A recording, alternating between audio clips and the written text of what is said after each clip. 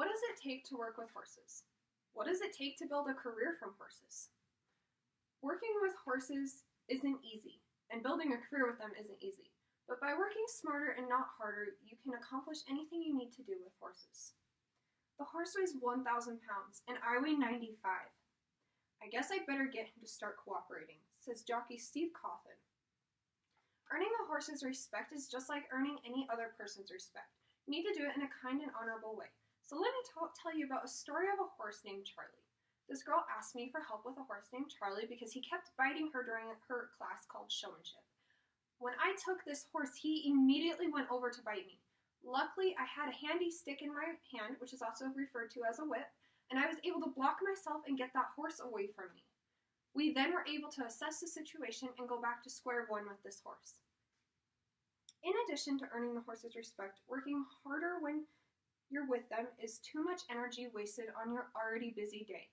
So by following these rules, you can work smarter and not harder. You'll get no reward for working harder than necessary to get a job done. But by working smarter, you can save time to do most of the things you've already hoped to do.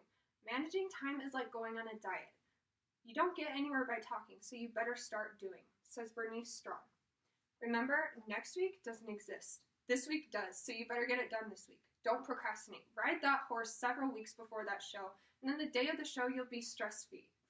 Don't wait until the day of the show to ride that horse. Otherwise, the whole day is just going to go bad.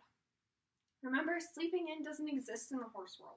You better get up and feed those poor critters before daybreak. As horsemen, we know that if we don't feed those horses right and early in the morning, our whole day is ruined. Like, we have to wait 4 hours before we can even go work our horses. So if you have an appointment with somebody in physical therapy or whatever you're doing with those horses, make sure they're fed. It'll make everybody happier. Even though I said next week didn't exist, remember that it still does. With horses, it's important to follow several rules to work smarter and not harder, because they are already hard enough to work with themselves, let alone to build a career from them. So save time. Saving time is a huge thing. Take that 30 seconds and put something away in the tack room, where it needs to be. Don't just throw it on the ground. The next week, you're going to spend 2 hours cleaning up this room and finding something that, it would have taken 30 seconds the week before that.